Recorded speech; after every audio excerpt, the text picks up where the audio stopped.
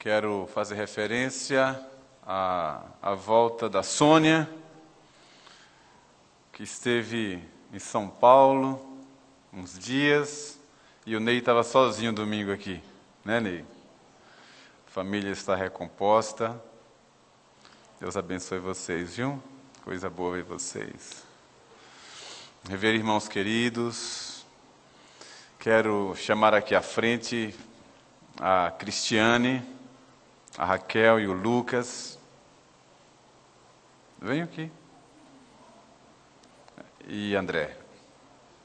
André é só para compor mesmo.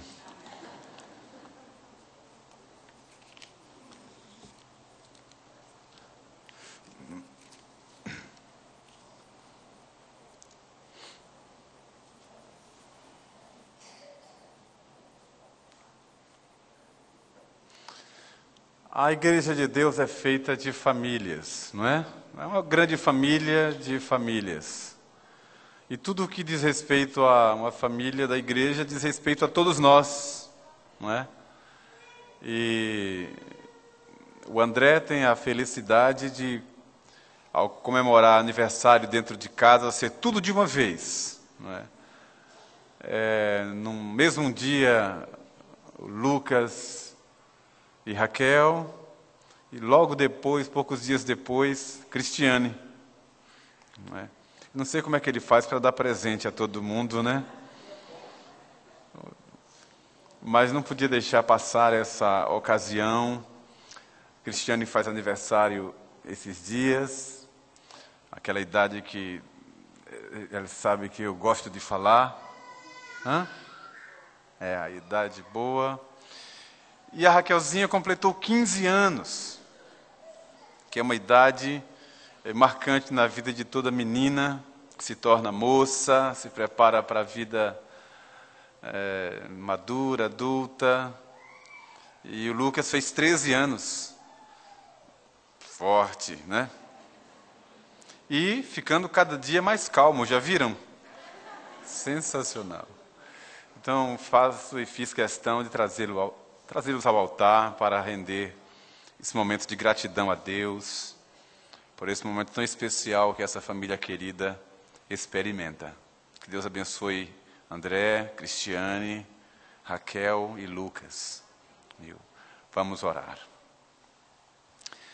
Senhor querido, toda glória, todo louvor, toda exaltação sejam dados ao Teu nome, porque Tu és o nosso Deus, o Deus dos nossos pais e o Deus dos nossos filhos, o Deus da família, o Deus da igreja. Nós queremos render graças neste dia, nesta hora, por esta família querida da nossa igreja, por essa alegria que eles comemoram esses dias, de ter a família inteira na igreja, louvando, servindo ao Senhor, de poderem comemorar mais um ano de vida dos seus membros. Ó Deus, dá-lhes graça sem medida. Derrama sobre a vida de cada um deles do Teu grande amor. Dá aos filhos que cresçam, se desenvolvam, se fortaleçam dia a dia no Senhor.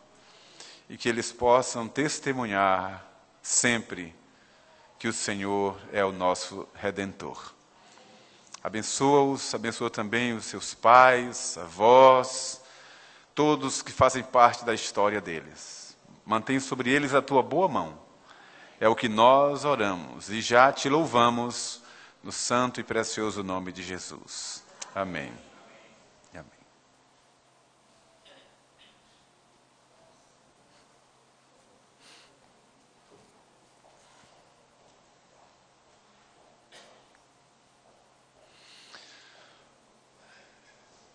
Também está visitando nossa igreja hoje, pastor Carlos. Olha lá que maravilha. A irmã Célia. Eles estão com o filhinho. É João, não é isso? João Pedro. Eles são de Aracaju. Que coisa sensacional, viu? Que maravilha. Isso alegra muito o meu coração. Sejam bem-vindos, viu, entre nós. Deu sorte que chegou já em cima da hora. Não sei ia pregar. Viu? Deus abençoe vocês, viu? Podem se assentar, queridos. pastor da Igreja Presbiteriana de Aracaju. Você vai abrir a sua Bíblia, a Palavra de Deus, em Marcos capítulo 6. É a passagem que vou ler, da qual quero extrair lições para a reflexão desta noite. Marcos capítulo 6. Quero aproveitar para saudar, abençoar você que participa deste culto pela internet, com o coração aberto, com a mente voltada para o Senhor, não apenas assistindo a um culto, mas prestando culto a Deus, ainda que pela tela do seu computador. Marcos capítulo 6, do verso 1 até o verso 6. Acompanhe aí como você está sentado. Tendo Jesus partido dali, foi para a sua terra, e os seus discípulos o acompanharam. Chegando o sábado, passou a ensinar na sinagoga, e muitos, ouvindo-o, se maravilhavam, dizendo: de onde vem a estas coisas? Que sabedoria é esta que lhe foi dada? E como se fazem tais maravilhas por suas mãos? Não é este o carpinteiro, filho de Maria, irmão de Tiago, José, Judas e Simão? E não vivem aqui entre nós suas irmãs? E escandalizavam-se nele. Jesus, porém, lhes disse: não há profeta sem honra senão na sua terra, entre os seus parentes e na sua casa. E não pôde fazer ali nenhum milagre, senão curar uns poucos enfermos, impondo-lhes as mãos. Admirou-se da incredulidade deles, contudo percorria as aldeias circunvizinhas a ensinar. Que o Senhor aplique essa palavra em nosso coração. Amém.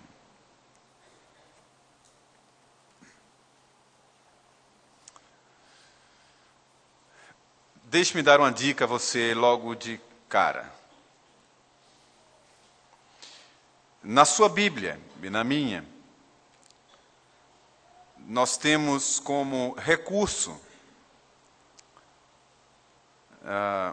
os títulos que foram dados pelos tradutores. Os títulos não estão no texto original, mas foram dados para nos auxiliar. E tempos depois, além dos títulos, os tradutores foram colocando alguns versículos. Você pode ver aí na sua Bíblia, se você tem a versão de João Ferreira de Almeida, os versículos que representam aquilo que é chamado de texto paralelo dos evangelhos sinóticos. É onde você vai encontrar naquele outro evangelho a mesma passagem, ou aquilo que o outro evangelista também observou do mesmo evento. Então aqui, essa porção que eu li, você também encontra em Mateus capítulo 13 e em Lucas capítulo 4. Você já viu isso aí na sua Bíblia. São os textos paralelos. O que é que isso vai ajudar você? É que um evangelista conta de sua perspectiva. O outro evangelista narra a mesma passagem, colocando outros detalhes, uma outra visão de um mesmo fato. E quando você junta as coisas, você vai encontrar aí o resultado do que aquele evento representou como um todo. Então, só como um exemplo, somente o evangelista Marcos, quem diz e chama Jesus de o carpinteiro. O outro evangelista diz que Jesus era o filho do carpinteiro. E Jesus auxiliava o pai, auxiliava José na carpintaria. Mas veja que os habitantes da sua própria terra que era Nazaré, o identificavam também como o carpinteiro. É o único lugar que isso é dito, a única passagem. Isso é muito importante, é revelador para nós, porque está falando de uma profissão que o nosso Salvador tinha. Ele era carpinteiro. É só uma curiosidade que, na leitura paralela, você encontra como recurso. Outro exemplo. O outro evangelista faz referência aos irmãos de Jesus e usa uma expressão que só ele usa, dizendo: não estão entre nós todas as suas irmãs, colocando num plural, assim, num superlativo, como se fossem muitas irmãs, além dos irmãos que são citados: Tiago, José, Simão e Judas, irmãos do Senhor, não é? Então, para você que porventura esteja acompanhando pela internet, você talvez faça parte da Igreja Católica, que apregoa que Maria era virgem e permaneceu virgem e foi assunta aos céus. Primeiro, você não vai encontrar na sua Bíblia nenhuma ascensão de Maria. Você pode vir durante a semana conversar comigo e mostrar, porque não existe a ascensão de Maria. Existe a de Jesus, o único, que foi aos céus. E encontramos várias referências aos filhos que Maria teve. E várias referências que atestam isso. E dentro da própria cultura judaico-cristã, não procriar, não gerar filhos, não reproduzir, não engravidar, é que se constituía não um pecado, mas era uma espécie de maldição. Na Escritura, quando Deus punia com juízo uma mulher, era com a esterilidade. Era o contrário. E quando vinha a bênção sobre uma mulher, como diz o salmista, diz: e Deus a fará mãe. Fará que... Como é? É o texto certinho. Salmo 122. E fará que... alegre mãe de filhos. Produzir era e continua sendo uma grande bênção. Então Maria teve muitos filhos como uma bênção que Deus concedeu a ela. Embora o nascimento de Jesus tenha sido o único daqueles filhos por obra do Espírito Santo. Como é que eu posso provar isso? É que a Escritura diz, a minha Bíblia, a sua que acompanha aí, que diz que José não a conheceu enquanto ela não deu à luz ao seu filho primogênito. Enquanto. Mas depois eles foram um casal, marido e mulher, porque nunca foi pecado para marido e mulher ter relações sexuais, muito pelo contrário. Dentro do casamento, a relação sexual constitui-se não apenas numa grande bênção, mas em um mandamento de Deus. Não tinha nada de errado em Maria e José, como marido e mulher, terem relações e gerarem filhos. Uma grande bênção. Se você tiver alguma dúvida, vem aqui durante a semana, nós vamos ter muito o que conversar. Mas não é sobre isso que eu vou pregar nessa noite. Foi só uma ponte que eu fiz aqui. Outro detalhe que você vai encontrar nos evangelhos, nesse encontro paralelo dos textos sinóticos. O outro evangelista narra com detalhe o que foi esse encontro na sinagoga, porque Marcos diz apenas assim: tendo Jesus partido dali, foi para a sua terra, e os seus discípulos o acompanharam. Chegando o sábado, passou a ensinar na sinagoga, e muitos, ouvindo, se maravilhavam, dizendo: de onde vem esta maravilha, esta sabedoria? Não é este o filho tal de Maria? Mas o outro evangelista conta com detalhes como foi isso aqui. Por isso que você precisa juntar os evangelhos. Jesus entrou na sinagoga,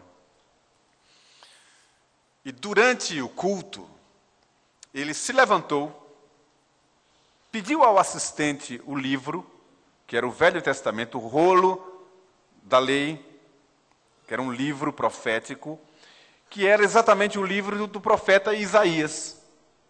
Ele abriu o profeta Isaías, naquela passagem que diz: o Espírito do Senhor está sobre mim, porque o Senhor me ungiu para pregar boas novas aos quebrantados e a apregoar o ano aceitável do Senhor e tal, aquela passagem. Quando terminou de ler, Jesus fechou o livro, devolveu ao assistente, olhou para a congregação e disse assim: hoje se cumpriu aqui em mim esta palavra. E diz o texto do outro evangelista que todos ficaram maravilhados com aquilo e começaram a perguntar entre si: ué, não é esse o filho do carpinteiro? Seus irmãos não são Tiago, José, Simão e Judas? Todas as suas irmãs não estão entre nós? Não cresceu aqui entre nós? De onde vem tanta sabedoria? E eles se maravilhavam porque, de fato, as palavras que fluíam eram palavras de graça. E aí diz o texto que eles ficaram todos muito enfurecidos com aquilo. Enfurecidos. E então eles queriam matar Jesus. Porque o que ele havia declarado se constituiu uma blasfêmia, dizendo que aquela profecia, uma palavra daquela, havia se cumprido sobre uma pessoa tão comum para eles, tão comum. E então levaram Jesus numa procissão, cercando-o, e levaram até um monte que é chamado Monte da Precipitação, para de lá lançar Jesus à morte. E diz que Jesus passou no meio deles, porque Deus estava com ele, e nada lhe aconteceu. Foi isso que aconteceu. Como é que eu sei isso? Porque eu li o texto paralelo de Lucas, capítulo 4, que conta a mesma coisa. E li Mateus também, e juntando tudo isso, vem então essa história. Mas eu decidi ler Marcos para reflexão, porque ele traz um verbo aqui importante para o que eu quero partilhar com você nesta noite, que está no verso 5. Jesus disse para eles que não há profeta sem honra, senão na sua própria terra, e o verso 5 diz: não pôde fazer ali nenhum milagre, senão curar uns poucos enfermos. Mateus, no capítulo 13, diz assim, eu vou voltar lá, só para ajudar você. Mateus 13 diz assim,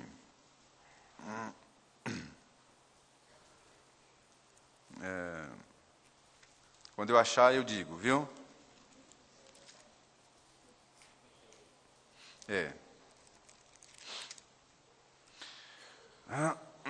Achei. Mateus 13, verso 58. E não fez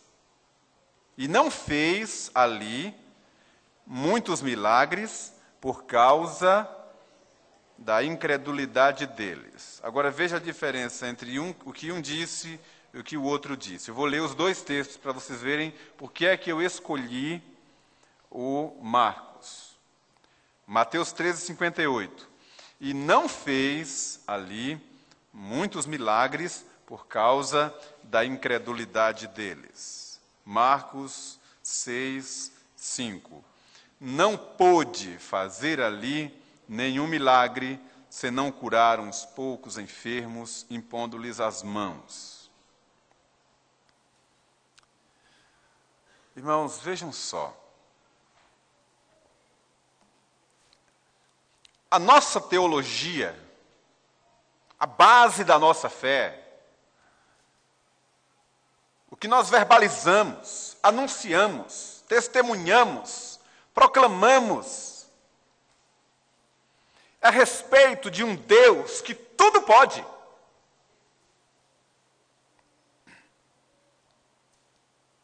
Tudo pode. Um Deus para quem nada é impossível. É o que a Bíblia afirma em muitos lugares. Fiz referência hoje de manhã. O profeta Isaías disse que quando Deus estende a sua mão de poder, ninguém detém. Jó, no seu discernimento, depois de um encontro pessoal com Deus, depois de uma experiência marcante com Deus, abriu os lábios e disse, está no capítulo 42, bem sei que tudo podes, e nenhum dos teus planos pode ser frustrado. Cremos nisso. Sabemos que é assim. Ninguém pode deter o caminho de Deus. Aquela expressão que as portas do inferno não prevalecem contra a igreja, já expliquei 1000 vezes. Pode ter alguém acompanhando e ouvindo e vendo pela primeira vez. Ou alguém que já se esqueceu, vou repetir. Aquela ideia de que o inferno vem sobre a igreja e a igreja resiste bravamente, não é verdadeira. A ideia não é essa. A ideia é de que o plano de Deus é que invade o inferno, e o inferno não pode resistir. O que nós declaramos em nossa teologia é isso. É assim que cremos. Nos 5 pontos do calvinismo, nós temos um dos pontos que é chamado de chamada irresistível de Deus. Ninguém pode resistir à sua vontade. O apóstolo Paulo escreve aos Romanos e diz isso, usando a expressão do profeta. Quem jamais resistiu à sua vontade? Esse é o nosso Deus. Deus tudo pode. Como é então que a gente encontra aqui em Marcos, capítulo 6, versículo 5, não pôde fazer ali nenhum milagre, senão curar uns poucos enfermos, impondo-lhes as mãos? Não parece contraditório? Não parece estranho diante de toda a teologia que assevera, que afirma o Deus Todo-Poderoso, que significa o Deus que tudo pode? Como é que Jesus não pôde fazer ali nenhum sinal, nenhum milagre?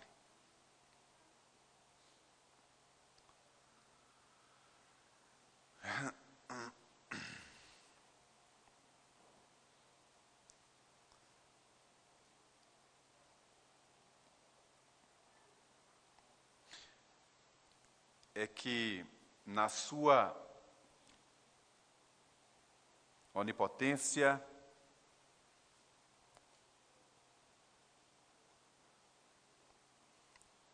na sua autonomia, no seu governo, no seu direito de dirigir as coisas, Deus escolheu manifestar o seu poder interagindo com a nossa fé. Ele decidiu assim. Ele decidiu nos conquistar pelo amor.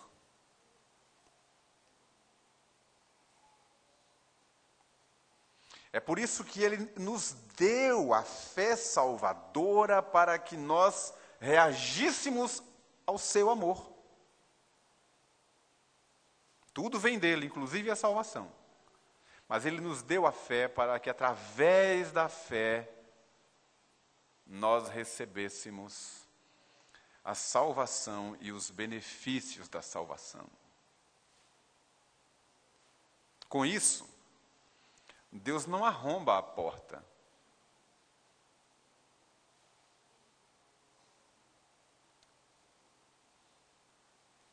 Ele não pega a força, com quanto ele possa. Mas ele decidiu interagir conosco através da fé. Então vejam só. Tudo parte da decisão de Deus. Ele decidiu assim. Isso não o diminui, pelo contrário, isso o engrandece. Vou ilustrar. Quando Deus decidiu fazer do seu Filho, que é Deus, glorioso, glorificado, exaltado, fazer dele um ser humano, humilhado, humilhar-se, ser zombado, ir ao mais profundo abismo por nós. Isso não tirou um pedaço da glória de Deus. A glória de Deus não foi afetada com a encarnação. A glória de Deus se manifestou em Jesus, mesmo na encarnação,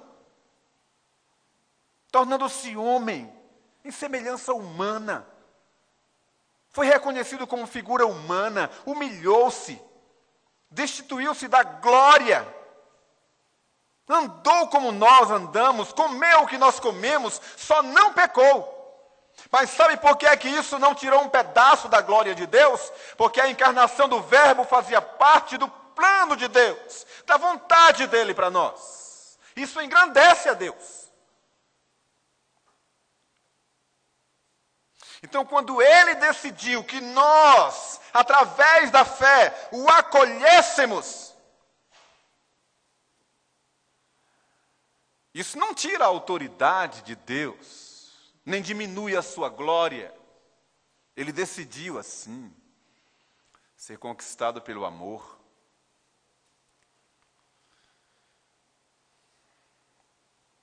E olhando para esse texto, eu posso então partilhar com você a seguinte mensagem. Se eu pegar Mateus capítulo 13, aquela expressão que ele usa lá, verso 58, né, Cláudio?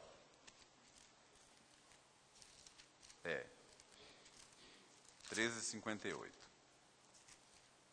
Mateus disse assim: e não fez ali muitos milagres por causa da incredulidade deles.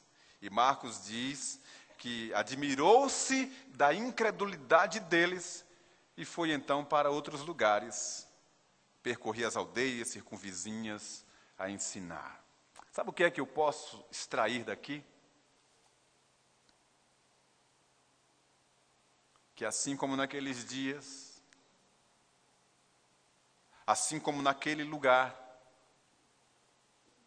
Jesus, pela fé, está também aqui neste lugar.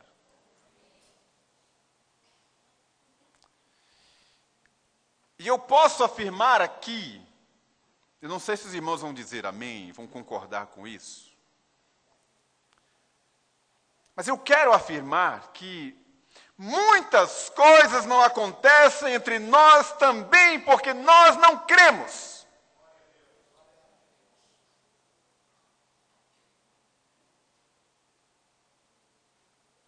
Se Jesus é o mesmo, se o plano dele é o mesmo para nós, se a glória de Deus não diminuiu, não se esvaiu, não acabou, muitas coisas não acontecem entre nós da mesma forma por causa da nossa incredulidade.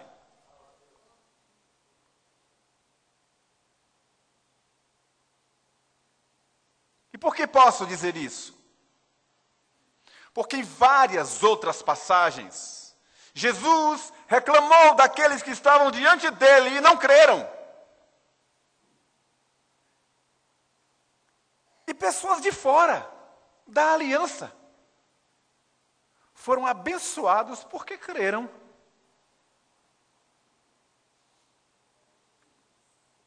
E por que estou trazendo essa mensagem nesta noite? Porque nós estamos abrindo as portas históricas da apostasia.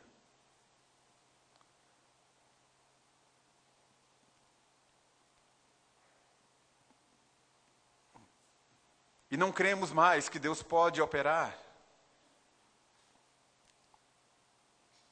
E muitos acham que os milagres passaram. Não podem acontecer mais hoje. E que houve um tempo em que Deus manifestava com mais poder, outros com menos poder, mas que tudo isso passou, ficou no tempo apostólico, restringindo a ação, o poder de Deus, a vontade de Deus e as manifestações da Escritura a um tempo na história. Deus não está presente mais na igreja hoje? Agindo Deus, quem pode impedir? Querendo Deus manifestar a sua graça, encontrando fé, Deus não agirá?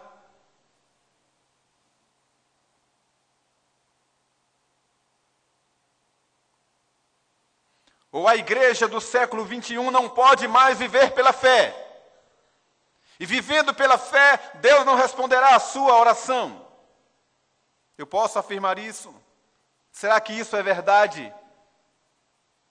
Ou, na verdade, nós estamos nos mundanizando e nos esquecendo de que Deus responde à fé.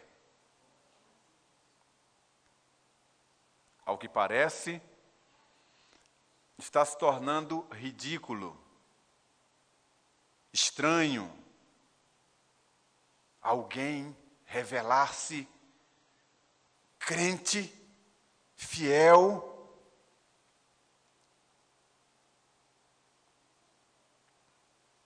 de oração, crendo que Deus tudo pode. Eu quero dizer a você nesta noite que eu creio na palavra de Deus. Creio que Deus é o mesmo. O seu poder está entre nós. De que Deus pode manifestar a sua graça em qualquer tempo. Hoje, inclusive, na vida daquele que crê. Ou você acha que eu posso tirar da minha Bíblia, riscar, apagar ou rasgar a expressão tudo é possível ao que crê? Eu vou advertir você, veja só, o raciocínio, o entendimento. Com isso, eu não quero dizer, não estou dizendo que Deus se torna refém do meu pedido. Como alguns asseveram, como alguns pregam e até agendam os milagres de Deus. Isso não é verdade. Uma prova disso preguei 2 domingos atrás. Pouco tempo atrás.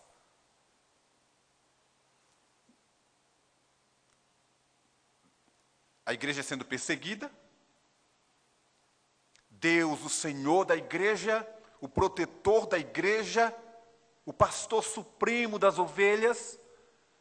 Deus viu Herodes prender Tiago, mandar decapitar Tiago. E Deus não livrou a Tiago, porque ele decidiu, conquanto fosse um apóstolo, um servo abençoado, Deus decidiu.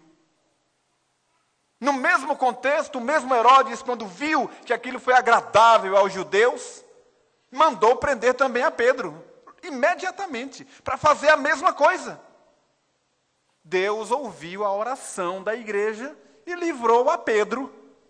Deus ouviu a oração em relação a Pedro, não em relação a Tiago, porque Deus é o Senhor da história, é o Senhor de tudo. Mas quando Deus não ouviu a oração a favor de Tiago, Deus não estava diminuído ou foi menor, ou a glória dele não foi suficiente. Deus é Deus, continua sendo Deus.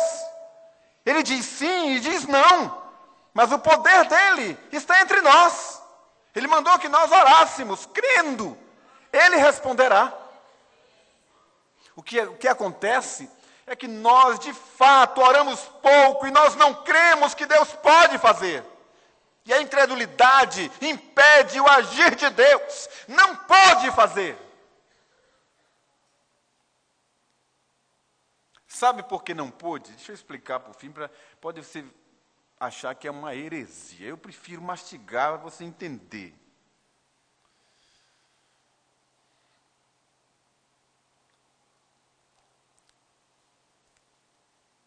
Deus é o único ser livre no universo. Ele pode fazer qualquer coisa. A Escritura diz isso. Mas ele estabeleceu princípios e leis nas quais ele mesmo navega.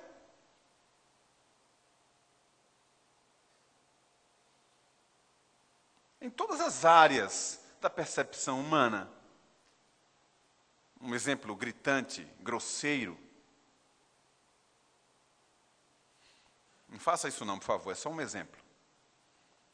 Suba numa daquelas torres gêmeas lá da Tancredo Neves.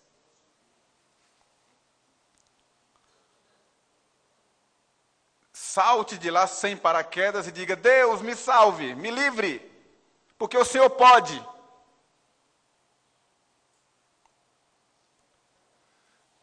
A pergunta: Deus pode livrar? Pode. Mas antes de eu saltar, existem várias outras leis, vários outros princípios que a própria palavra já estabelece e Deus não nega a si mesmo, não violenta a sua própria vontade. Deus quis que a salvação fosse pela fé. Sem mérito, sem trabalho, através da fé em Jesus. Ele quis que fosse assim. E é assim. E Deus quer que o milagre aconteça através da fé. Você dá um passo de fé, de verdade, e Deus honra a sua fé. Eu quero dizer a você nesta noite, nós estamos, agora são 7:30 da noite, mais ou menos, do dia, me esqueci que dia é hoje, dia 5 de setembro de 2010. Estamos aqui na Rua da Mangueira 17. Deus está entre nós. Porque Ele disse que Ele habita no meio do seu povo. E se Deus encontrar no meu coração, no seu coração, uma fagulha, uma chama de fé, Deus pode responder. E onde houver incredulidade, Deus não pode fazer.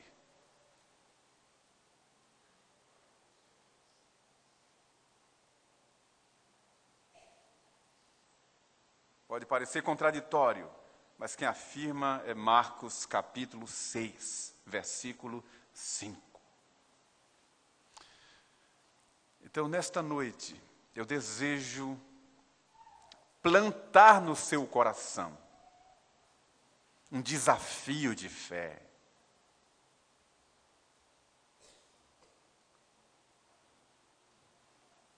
Um desafio para cada um de nós.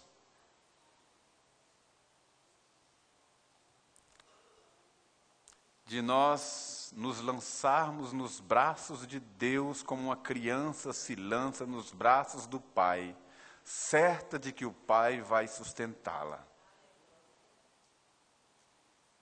Já viu a criança? A gente coloca assim no muro, e aí diz, salta, daqui uns dias, o Claudinho, eu sei que é Felipe, daqui uns dias, Claudinho lá, vem Claudinho, aí ele se joga nos braços, é muita confiança. É fé. Quero desafiar você nesta noite a continuar crendo que Deus responde à nossa fé. Se você tem um projeto com Deus, uma aliança com Deus, Deus já deu uma palavra para você, continue crendo. Quero até desafiar você a fazer prova com Deus. Não é desafiar Deus, não. Porque isso é fria. Mas como Ele mesmo disse, faça prova de mim. Fazer prova do Senhor é ter uma experiência com Ele. Por isso que a gente é chamado de um povo crente. Nesta noite, você vai sair daqui com um desafio de fé, uma semente de fé. Deus vai fazer grandes coisas entre nós, pela fé. Se você crê, ore comigo, por favor.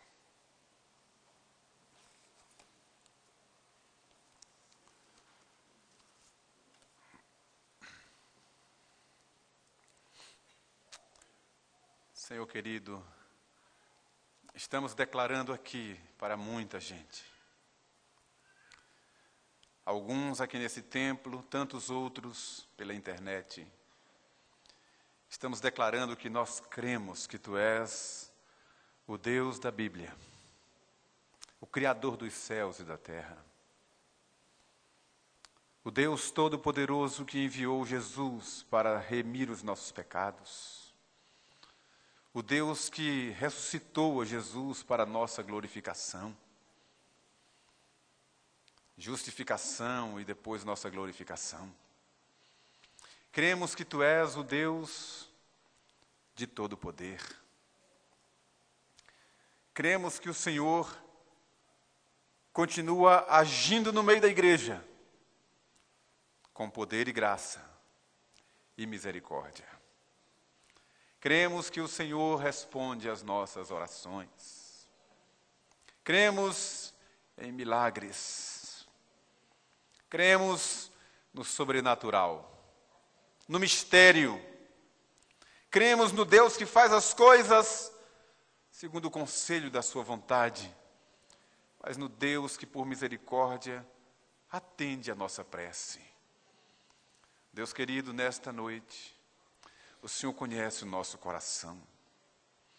Tira, meu Deus, aquelas capas, aquelas escamas, aquelas coisas que endureceram o nosso coração, as coisas desta vida que cobriram de poeira, sedimentaram o nosso coração fervoroso na Tua presença.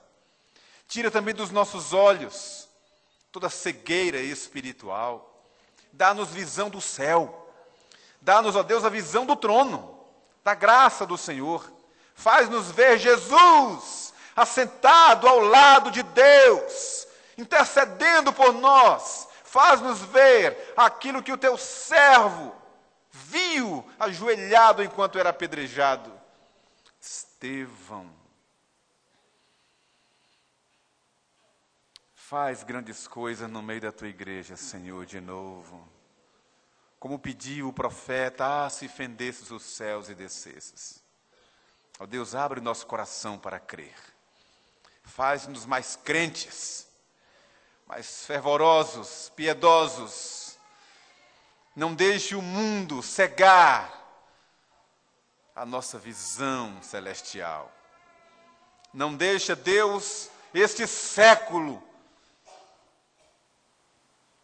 tirar de nós a fé que temos no Filho de Deus. E o Senhor podia começar hoje aqui fazendo muitos milagres.